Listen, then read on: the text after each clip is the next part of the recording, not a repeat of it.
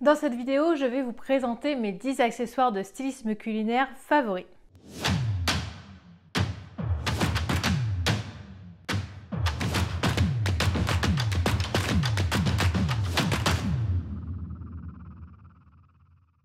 Bonjour, je suis Mélanie Roussel, styliste et photographe culinaire, aussi connue sous le pseudo Les Recettes de Mélanie.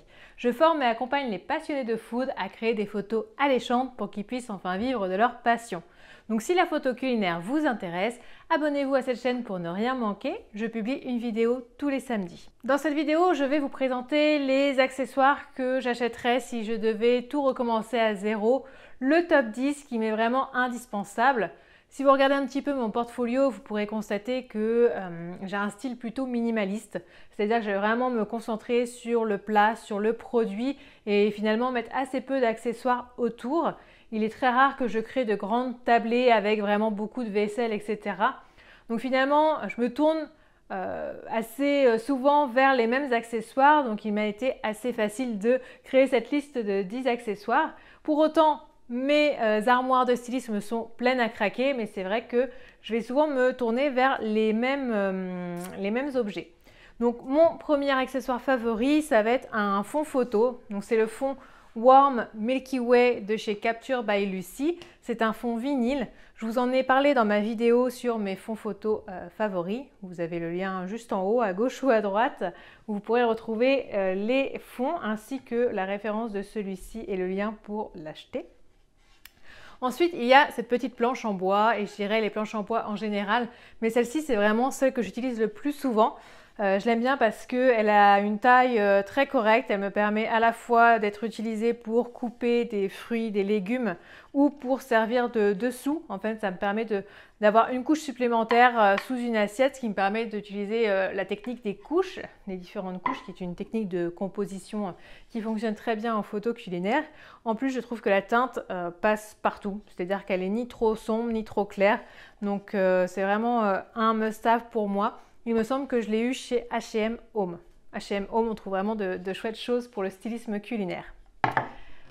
Ensuite, il y a les tissus. C'est vrai que les tissus, je vais souvent les utiliser parce qu'ils me permettent d'ajouter un petit peu de mouvement à mon image. Ça me permet de créer des courbes ou des diagonales qui vont diriger le regard.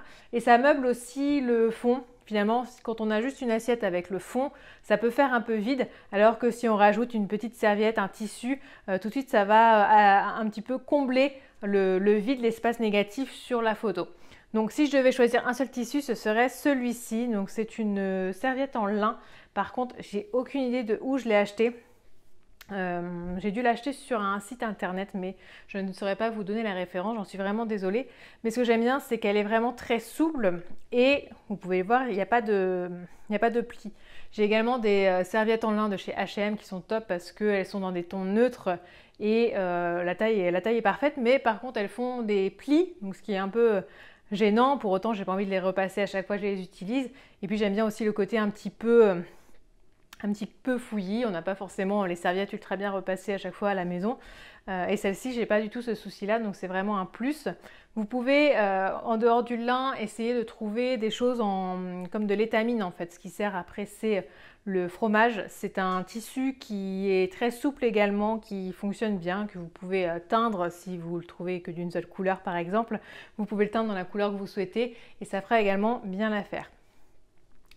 Ensuite, il y a les petites cuillères que je vais souvent utiliser, que ce soit pour préparer, pour montrer une photo de petit déjeuner, de dessert ou autre. C'est vrai que j'utilise plutôt des petits accessoires, c'est ce qui fonctionne le mieux, en tout cas c'est ce que je préfère utiliser parce que ça va demander moins de recul de mon appareil photo et du coup c'est plus facile à remplir aussi quand on a une petite assiette plutôt qu'une grande assiette. Donc dans le même style, donc on va avoir les couverts et en particulier les cuillères, c'est ce que j'utilise le plus souvent.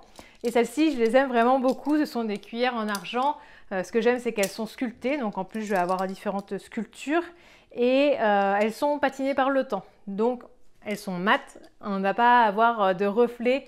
Vous savez, il n'y a rien de plus dérangeant qu'une cuillère brillante que vous allez placer, faire votre photo vue de dessus et vous allez vous voir dans le reflet à l'intérieur de la cuillère et ça, on ne veut surtout pas. Donc quand on a des vieilles cuillères comme ça, c'est parfait parce que justement, on a un côté un petit peu abîmé et du coup, on n'a plus ce côté brillant. Donc ça, vous pouvez trouver ça dans les placards de vos grands-mères ou dans les vides-greniers.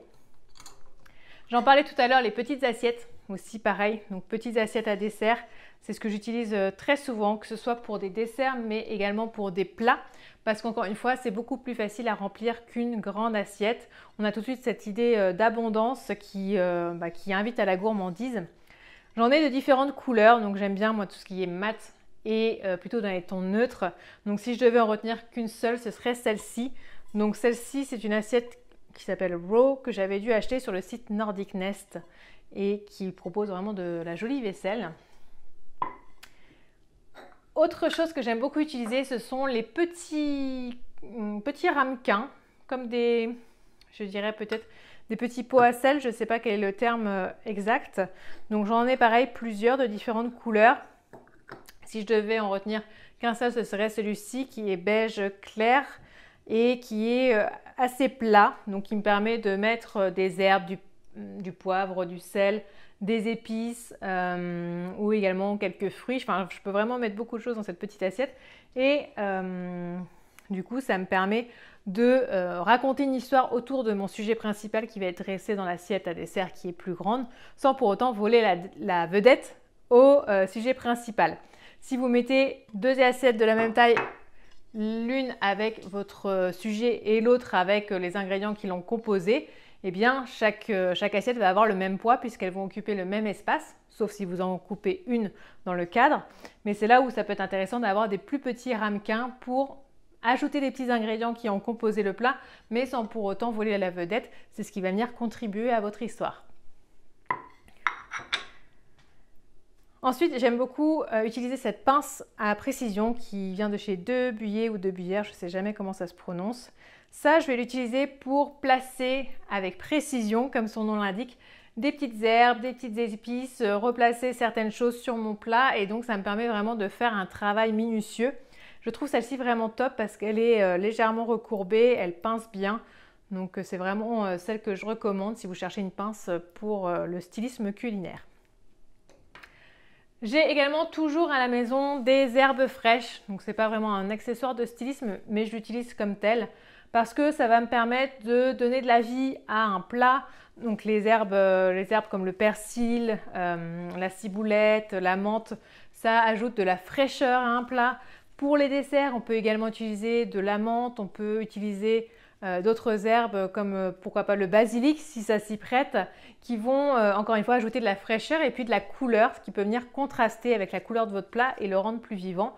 Donc voilà, toujours avoir ça au frigo à la maison, ça sert toujours quand on est styliste culinaire. Puisque l'on parle de végétaux, il y a autre chose que j'aime bien avoir, c'est des branches. Donc là, j'ai un vase avec des branches d'eucalyptus séchées, donc il y en a de différentes tailles, de différentes formes. Et ça, j'aime bien l'utiliser pour apporter une touche végétale à mes photos, un petit peu de vert, ou pour créer des ombres. C'est-à-dire que je vais placer ces branches devant ma lumière, ça va me permettre de créer les ombres de ces branches sur ma scène. Je vais également l'utiliser soit en premier plan, soit en arrière-plan pour aussi donner de la dimension et de la profondeur à mon image. Donc ça marche aussi avec des fleurs ou autres, des fleurs séchées, des fleurs artificielles ou des fleurs fraîches. En tout cas, c'est vraiment une petite touche que j'aime utiliser sur mes photos. Ça me permet aussi d'ajouter un petit peu de hauteur. Vous savez, quand vous faites vos photos de face et que vous avez un sujet qui n'est pas super haut, parfois vous pouvez avoir tout un espace vide au-dessus du sujet. Apporter un petit bouquet comme ça ou quelques branches qui vont venir juste en hauteur et qui ne vont pas être au même niveau que le sujet, ça permet de meubler aussi l'espace négatif que vous avez au-dessus du sujet. La dernière chose que j'aime beaucoup utiliser, et notamment en automne et en hiver, ça va être un fond noir que je vais mettre systématiquement en arrière-plan pour mes vidéos et pour certaines de mes photos un peu dans le style dark and moody. Donc pour cela, j'utilise en fait un drap noir qui est un drap spécial photo. Je vous mets le lien dans la barre d'infos et que je vais venir fixer soit directement sur mon mur, soit grâce à mon Systand et qui va du coup me permettre d'avoir ce côté vraiment clair-obscur avec un fond complètement noir. Donc il est un petit peu froissé, mais ça ne se voit pas quand j'ai la lumière qui est vraiment dirigée vers l'avant et non vers le fond. Ça me permet d'avoir un fond vraiment très sombre. On peut également utiliser des fonds vinyles ou autres, mais bon, c'est vrai que moi j'aime ce fond noir parce qu'il est vraiment très grand. Donc c'est un drap qui fait plus de 2 mètres, il doit faire 2 mètres sur 3. Donc il me permet d'occuper toute la scène que je crée, que ce soit pour mes vidéos ou mes photos. Je serais vraiment curieuse de savoir quels sont vos accessoires de stylisme favoris. Donc je compte sur vous pour les mettre dans les commentaires. Et si cette vidéo vous a plu et le retour des vidéos sur ma chaîne YouTube, je compte sur vous pour mettre un petit pouce en l'air et à vous abonner si ce n'est pas déjà fait.